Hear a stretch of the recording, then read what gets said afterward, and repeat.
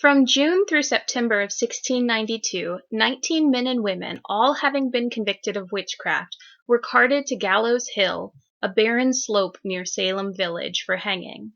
Another man of over 80 years was pressed to death under heavy stones for refusing to submit to trial on witchcraft charges. Hundreds of others faced accusations of witchcraft. Dozens languished in jail for months without trials. Then, almost as soon as it had begun, the hysteria that swept through Puritan Massachusetts ended. Why did this travesty of justice occur? Why did it occur in Salem specifically? Nothing about this tragedy was inevitable, only an unfortunate combination of an ongoing frontier war, economic conditions, congregational strife, teenage boredom, and personal jealousies can account for the spiraling accusations, trials, and executions that occurred in the spring and summer of 1692. Now put yourself into the same scenario that these women faced. Imagine, just days after having a big fight with a good friend of yours, you've discovered that they have gone to the courts and accused you of being a witch. You've been thrown in jail and are now awaiting trial. You're faced with a very important decision. Do you break the traditional Puritan code of telling the truth and lie about being a witch to save yourself? Or do you hold fast to your beliefs and sacrifice your life out of fear that you will not be forgiven by God on Judgment Day? The choice is yours. Choose wisely. But before we can truly understand the Salem Witch Trials, it's important to understand the role of witchcraft accusations and trials in history. The Salem Witch Trials are just an offshoot of a much larger witch hunt that took place across early modern Europe between the 15th and the 17th centuries. This original witch hunt was in many ways an expansion of the Inquisition, as the Catholic Church attempted to root out heretics. The Inquisition was the result of changing norms in European society, as the Renaissance, the Scientific Revolution, the Protestant Reformation, and the Enlightenment ushered in new ideas about science, faith, and government that often undermined traditional church teachings. Women were most often the ones accused of and executed for being witches, as they were believed to be an easy target for Satan. During the burning times in Europe, historians estimate that somewhere between 50 and 100,000 people were executed through burning at the stake. Typically, the victims died of smoke inhalation before succumbing to the flames. The women who were most often accused of witchcraft were those who threatened the patriarchal order of European society. These included women who lived on the periphery of society without the help of a man, such as those who never married or widows who lived quite happily alone. It might also include very successful midwives who represented the great power that women had as healers and allowed such women to circumvent the traditional confines of the private sphere. Because women were viewed as inferior and believed to necessitate the control of men, it was easy for them to be accused of witchcraft. As a modern student of history, you might be wondering how in the world could people seriously believe in witches? However, the people of both Europe and America were heavily influenced by Christian ideology, and there are many, 62 to be precise, biblical passages that discuss the inherent dangers and evils of witches, witchcraft, and sorcery. It's important to keep in mind, though, that Christianity in the ancient and early modern world was practiced differently than it is today. Many people believed as equally in the words of the Bible and their ministers on Sundays as they did in magical trinkets, amulets, superstitious practices, etc. The idea of witches would have seemed entirely normal to people who were steeped in such myths from birth. Many ministers preached sermons on the close bond between bestiality and witchcraft. Women were believed to manifest evil inclinations by bonding with the devil and becoming witches. Witches were believed to have familiars, or familiar spirits, who assisted them in their practice of magic. Often these were believed to be animals, so when an inquisitor searched a woman for signs of witchcraft, they might look for a teat used to feed their animal familiar. In addition to the role of women with animals, it was believed that men could serve Satan by blurring the division between human and beast. The picture above, taken from the reproductive manual Aristotle's masterpiece, depicts the offspring of a mating between a human and an animal. colonists would have believed that such monstrous offspring was not only possible, but the work of the devil. The Malleus Maleficarum, which is Latin for the hammer of the witches, or Hexenhammer in German, is one of the most famous medieval treatises on witches. It was written in 1486 by Heinrich Kramer and Jacob Sprenger, and first published in Germany in 1487. The most important purpose of the book was to challenge the many arguments against the existence of witchcraft, and to instruct magistrates on how to identify, interrogate, and convict witches. The book was only used for 3 years by the Catholic Church before it was officially banned and placed on the Index Librorum Prohibitorum, or the list of prohibited books. However, it made a resurgence about a century later in future witch trials during the Inquisition, and would have been familiar to the magistrates of Salem. Based upon the Malleus, during the Inquisition, if a person did not immediately confess to heresy or witchcraft, they were often subjected to torture until they confessed. Those who confessed while being tortured and managed to survive were then forced to confess again after the torture had ended. Many were still put to death after such a confession was obtained, especially if they did not recant immediately upon being questioned.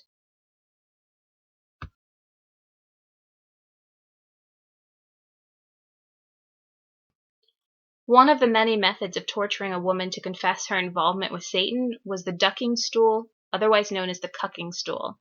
It might also be used on a man accused of witchcraft, but was traditionally reserved for women. It could be used as an instrument of public humiliation as well, for the offense of female scolding or nagging their husbands, or for sexual offenses, like bearing an illegitimate child or engaging in prostitution. The victim was tied to the chair that was attached to a pole and then plunged into water repeatedly. The ducking stool was the predecessor to the ordeal by cold water. There were many different types of ordeals used by the Inquisition, but this was the most commonly used on women accused of witchcraft. In it, the victim's right thumb was bound to her left big toe, and a rope was attached to her waist. Then she was thrown into a river or deep pond. If the woman floated, it was deemed that she was in league with the devil, rejecting the baptismal water, and was in fact a witch.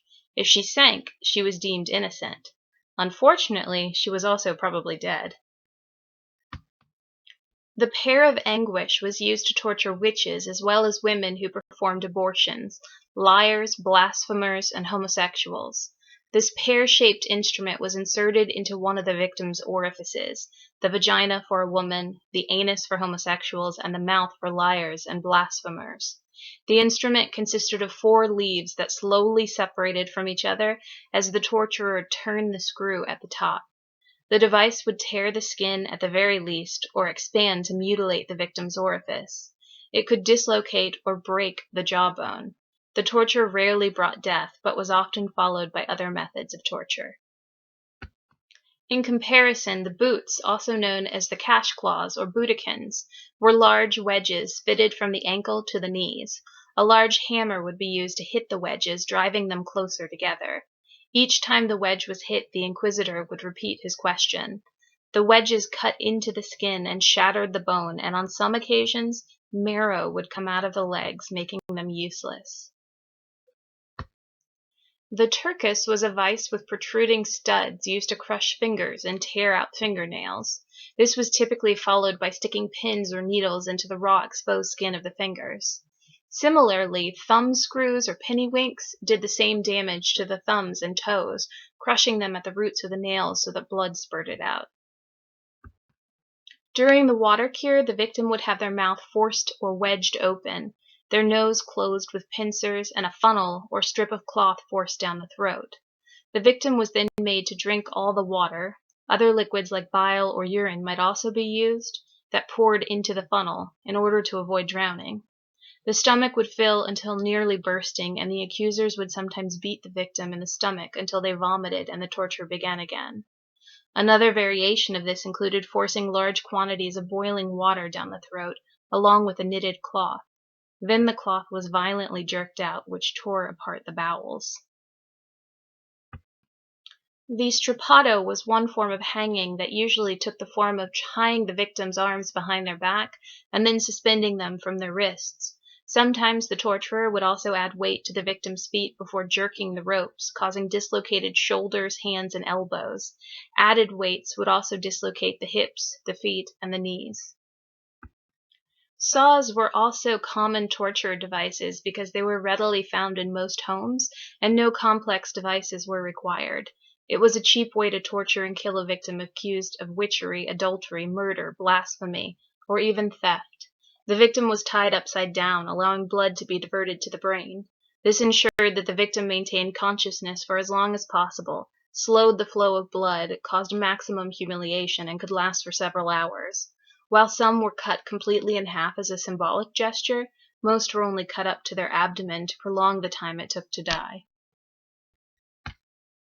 Other tortures included throwing, in which the head was bound with ropes and jerked from side to side, the application to armpits and groins of burning feathers dipped in sulfur, immersion of fingers and hands in pots of boiling oil and water, as it was believed that witches, protected by the devil, would be unharmed by this, but if they were, it was due to deception by the devil, and also the gouging out of eyes with irons.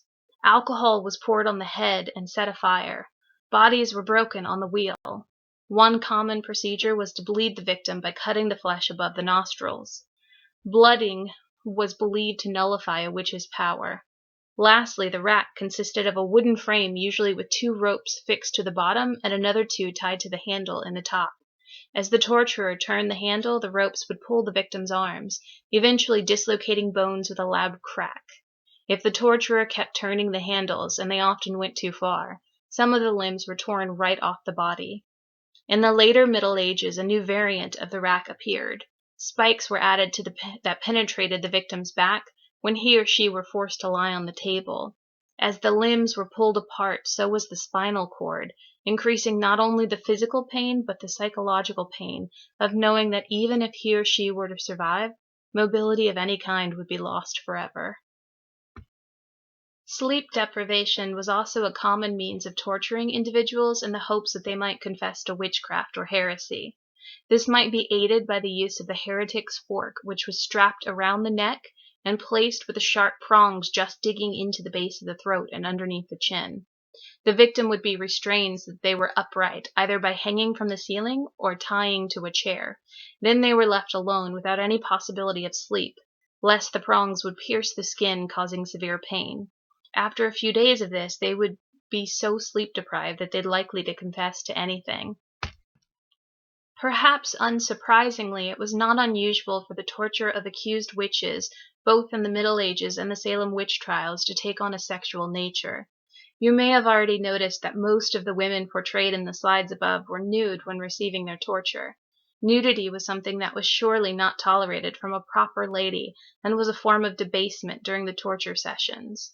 Furthermore, it wasn't uncommon for inquisitors to strip search women, poking and prodding them in their most intimate of places in order to look for signs of the devil.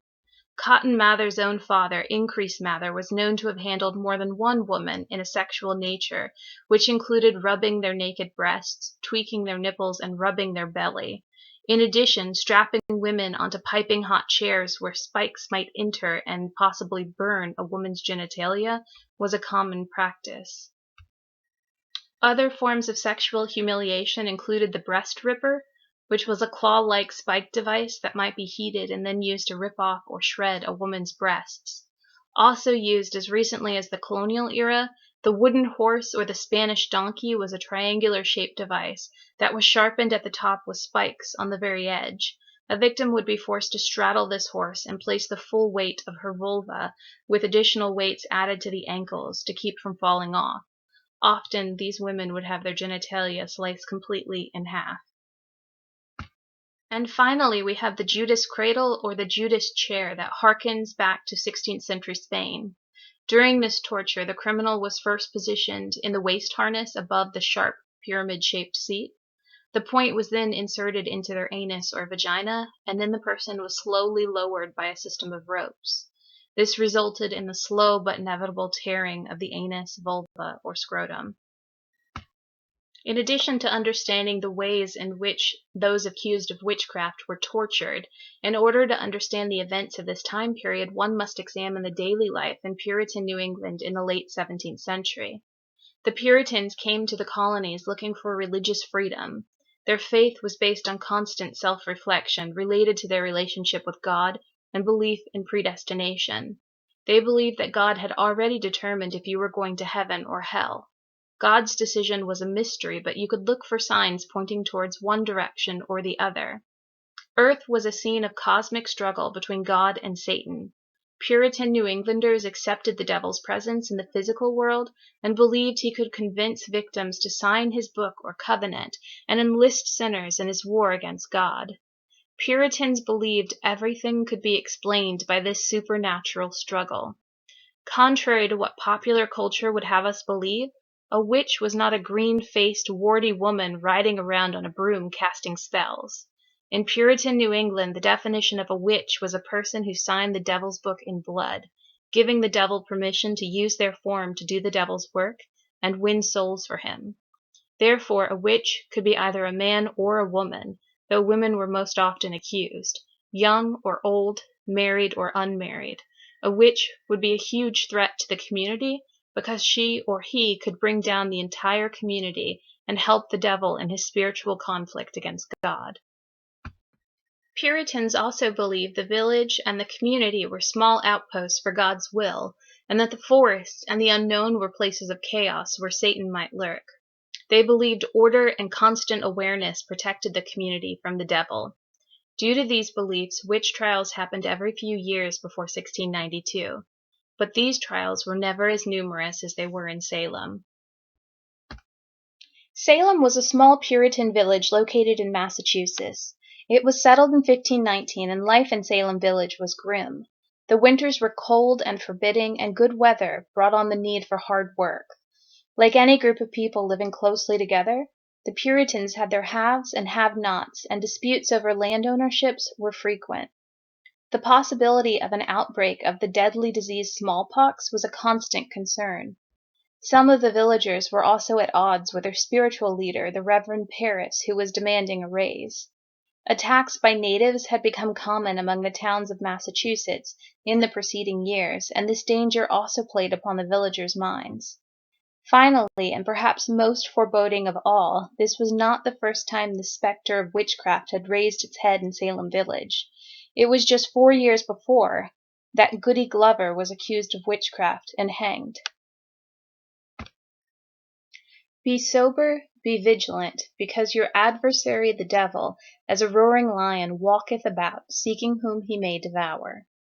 Zealously obedient to this admonishment from the Apostle Peter, the Puritans of New England scoured their souls and those of their neighbors for even the faintest stains. These stern, godly folk were ready to stare down that roaring lion till Judgment Day saw him vanquished. But while the good people of Salem had their eyes on eternity, the lion walked softly among them during the 1670s and 1680s. Salem was divided into a prosperous town, second only to Boston, and a farming village. The two bickered often. The villagers, in turn, were split into fractions that fiercely debated whether to seek ecclesiastical and political independence from the town. In 1689, the people of Salem Village finally won the right to establish their own church separate from Salem Town, and they chose the Reverend Samuel Parris, a former merchant, as their minister. His rigid ways and seemingly boundless demands for compensation, including personal title to the village parsonage, increased the friction between villagers. Many vowed to drive Parris out, and they stopped contributing to his salary in October of 1691. Hoping to find release from such a tense familial environment, Parris's 9-year-old daughter Betty and her cousin Abigail Williams delighted in the mesmerizing tales spun by Tituba, a slave from Barbados. The girls invited several friends to share this delicious forbidden diversion. Tituba's audience listened intently as she talked of telling the future. But in February of 1692, Betty Parris began having fits that defied all explanation. So did Abigail Williams and the girl's friend Ann Putnam. Doctors and ministers watched in horror as the girls contorted themselves, cowered under chairs, and shouted nonsense. The girls' agonies could not possibly be dissembled, declared the Reverend Cotton Mather, one of the brightest stars in the Massachusetts firmament. Lacking a natural explanation, the Puritans turned to the supernatural. The girls must be bewitched. Prodded by Reverend Parris and others, the girls named their tormentors, a disheveled beggar named Sarah Good, the elderly Sarah Osborne, and Tituba herself. Each woman was something of a misfit. Osborne claimed innocence. Good did likewise, but fingered Osborne as guilty of witchcraft. Tituba, recollection refreshed by Parris's lash, confessed, and then some. The devil came to me and bid me to serve him, she reported in March of 1692. Villagers sat spellbound as she spoke of black dogs, red cats, yellow birds, and a white-haired man who bade her to sign the devil's book. There were several undiscovered witches, she said, and they yearned to destroy the Puritans. Women such as Tituba, who confessed to witchcraft, would escape execution and remain in jail until the trials ended. People imprisoned also had to pay their costs for imprisonment before they were released. Tituba would later recant her confession, claiming that Parris had beaten her until she admitted to being a witch. Finding witches became a crusade, not only for Salem but for all of Massachusetts. Before long, the crusade turned into a compulsion, and the witch hunters ultimately proved far more deadly than their prey. Accused witches were questioned for multiple hours without lawyers, and typically the accusers were neighbors who had personal disagreements, or younger teenage girls who claimed that the accused witch was pinching or biting them, even as they sat across the courtroom. Evidence such as pinching or torturing from across the room was called spectral evidence because of the spiritual and intangible nature of it. Many lawyers in surrounding communities such as Boston criticized the use of such evidence and questioned the convictions it produced. Some cases were dropped due to a lack of evidence, but frequently the accused would confess and go to jail or continue denying until the case went to trial by jury. Confessed witches were jailed and never executed, but they were pressured to reveal the names of other witches. As confessed witches became accusers themselves, the trials and accusations rapidly increased by May of 1692. These trials spread to neighboring towns such as Topsfield and Andover. By October, when the colonial governor stopped the trials, nearly 200 people had been accused, roughly 75% of them women. Based on the fear of execution or as a confession of perceived sinful thoughts or actions, 55 people confessed at the accusation state, which helped them to avoid a trial. 4 confessors and 1 infant born in prison died in jail of natural causes, and the other confessors were released shortly after the trials ended. Accused witches who continued to deny that they were witches eventually went to a jury trial. The Court of Oyer and Terminer was temporarily created for these trials. 19 deniers were convicted, including Rebecca Nurse, after the jury initially found her not guilty, but the judge told them to reconsider. George Burroughs, a former church minister for the town, was convicted despite perfectly reciting the Lord's Prayer, which was believed to be impossible for a witch to do. Convicted witches who continued to maintain their innocence were hung, usually in groups of several at a time. A 20th person, Giles Corey, was killed because he entered a not guilty plea, but refused to answer questions in his trial and was pressed to death by adding stone on top of stone for many hours until he died. This is a complete list of all of the girls who were considered to be afflicted, as well as the 1 gentleman, and also a list of all of the women and the men who were convicted and executed for witchcraft. During September, community support for the trials began to wane. Increase Mather, a representative of local ministers in the area, claimed that it was better for 10 witches to go free than an innocent person to be convicted and killed. With pious church-going neighbors, former ministers, and people who were reciting the Lord's Prayer being convicted, the public began to question the trials too. The royal governor, William Phips, had returned to Massachusetts in May from fighting in Canada, and was surprised to find the state of unrest. He immediately placed prominent and experienced men of Boston and Salem on the court of Oyer, but allowed the use of spectral evidence to continue. He failed to recognize from the beginning the problems associated with these trials, most notably that innocent people were being convicted and executed on the basis of spectral evidence. After conversing with Increase Mather, who disliked the use of spectral evidence, and also after his own wife was accused of witchcraft, he came to the realization that this was a form of hysteria. He pardoned 8 people, banned the use of spectral evidence in October, and closed the court of Oyer and Terminer on October 29th, ending the Salem Witch Trials. So what exactly caused such a dark chapter in American history? There have been many theories posited by scholars over the years. The first is that this was a form of mass hysteria caused by zealous religious faith, which was fueled by superstition, panic, and rumor. Perhaps the girls really thought they were bewitched due to the strict teachings of the Puritan Church and the Bible. We know today that psychological stress causes all kinds of problems, from rashes to high blood pressure to heart disease.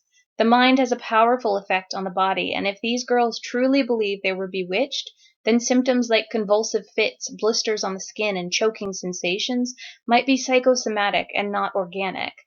Tituba's stories of folklore, demons, and spells attracted young girls who weren't allowed to play but were told to focus on doing chores and reading the Bible. While Tituba's Caribbean traditions may have been harmless enough, her influence may have been just the impetus needed for the notion of witchcraft to take root in the minds of impressionable adolescent girls and to spread. It is equally possible that these were simply bored teenagers who lived in an era in which young girls had the least power in Salem Village. Their daily lives must have been dreary, working from sunup to sundown with harsh codes of conduct and religion strictly enforced by their community. This was one of the few ways for them to get attention. But then adults began pressuring them to identify the witch, and by then the game had gone too far. The girls began to gain fame and notoriety throughout Massachusetts, and once they began down this path, they were trapped and likely feared the repercussions of exposing the truth.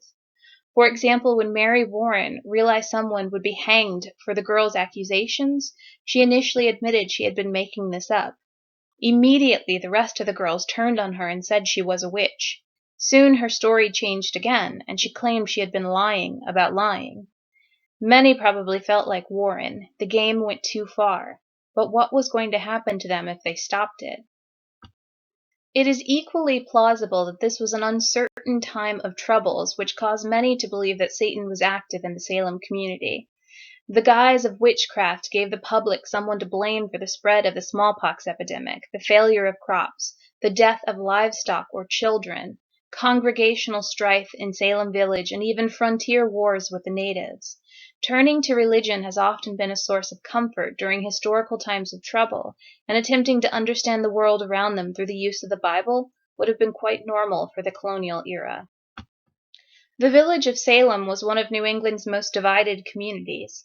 In particular, there were 2 extended families who dominated the politics, the Porters and the Putnams. Neither family particularly cared for the other. One of the issues during the time of the trials was whether Salem Village, which was predominantly agriculturally based, would unite with Salem Town, a growing commercial hub. The Porter family favored joining the 2 together, as they had close connections with those in Salem Town and were already involved in town politics via their town family connections. The Putnams did not favor a unification of the 2, as they had exclusively focused their power on village politics and feared they would be left out of this rapidly changing world. While the Putnams were wealthy, they were not as successful as the Porters and were quite likely jealous. It is possible that the Putnams had the young girls in their family accuse people in the community who were allied with the Porters of being witches. Almost all the afflicted girls came from families that were connected to the Putnams. Remember that the first 2 afflicted girls, Elizabeth Parris and Abigail Williams, were both members of Reverend Parris's household. The Putnams supported the Reverend, while the Porters were against his ministry. In addition, Ann Putnam Jr. was listed amongst the afflicted and made many accusations.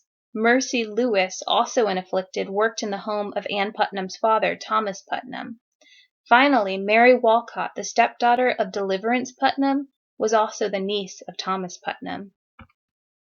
There have been a variety of attempts to explain the hysteria of the witch trials with medical diagnoses. Perhaps the trials were a response to hysteria, drummed up because of the fear of the ongoing attacks by indigenous people. Or perhaps it was an illness known as convulsive ergotism, which was caused by eating rye bread made from grain infected by the fungus Claviceps purpurea. This is, in fact, a natural substance from which LSD is derived, which could cause auditory and visual hallucinations. Others have theorized that this may have been an epidemic of bird-borne encephalitis lethargica, also known as sleepy sickness. This disease attacks the brain, leaving some victims in a statue-like condition, speechless and motionless. One last theory is that some of the girls who believed they were experiencing nocturnal attacks were suffering from sleep paralysis, a phenomenon in which a person, either falling asleep or awakening, temporarily experiences an inability to move, speak, or react. It is often accompanied by terrifying hallucinations, such as an intruder in the room, to which one is unable to react due to paralysis, and physical experiences such as a strong current running through the upper body. While likely not the direct cause, government instability may have played a role in the continuation of the mass hysteria in Salem. The provincial government was in transition as the English government tried to bring its American colonies under firmer control in the 1680s. The Massachusetts Charter was annulled, and the New England colonies of New Hampshire, Connecticut, Rhode Island, New York, Massachusetts, Vermont, and East and West New Jersey were placed in the Dominion of New England, governed by Edmund Andros. Andros made himself unpopular when he dismissed the popularly elected assemblies, replaced Puritan judges and military officers with unreformed Anglicans, and decreed that Puritan clergy could no longer be paid by taxes. Andros also created a system in which land titles issued by Puritan governments before 1686 had to be reissued, and Puritan colonists had to pay new title fees as well as quitrents, an annual tax. Lastly, a new court was set up in Boston to enforce the Navigation Acts. It had no jury. In 1686, the court found at least 6 merchant ships guilty of violating the acts and seized their ships. Merchants started avoiding the port of Boston, depressing the New England economy. But the Glorious Revolution in England in 1688 toppled King James II from power, and thus Andros was also pushed out of office.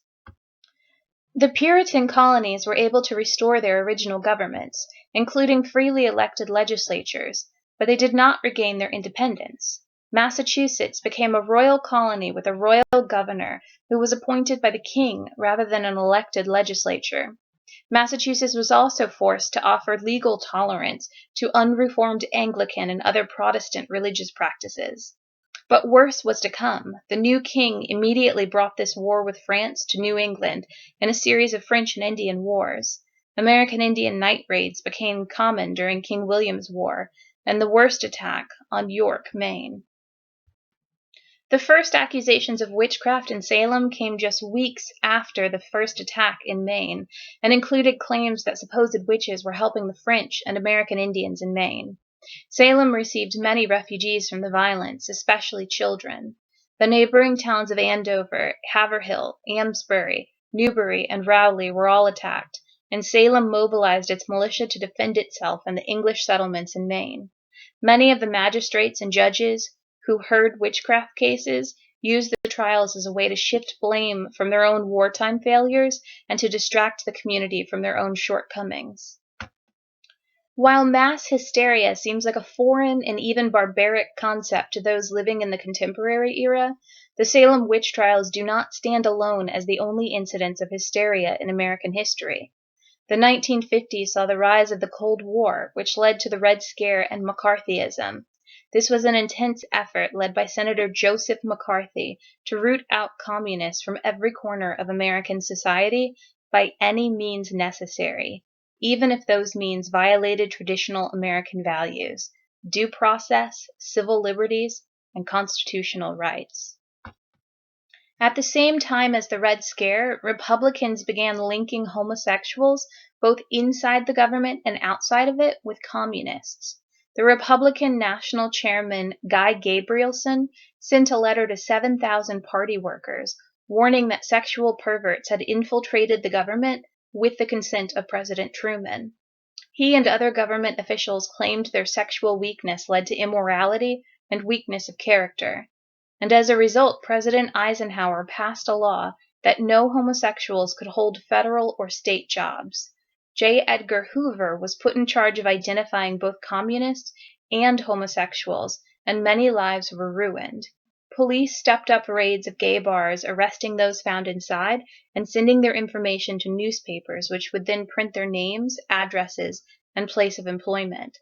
In this climate of fear, gay men and women were subjected to ostracism, harassment, discrimination in the workplace if they weren't already fired, and often exiled from their own families.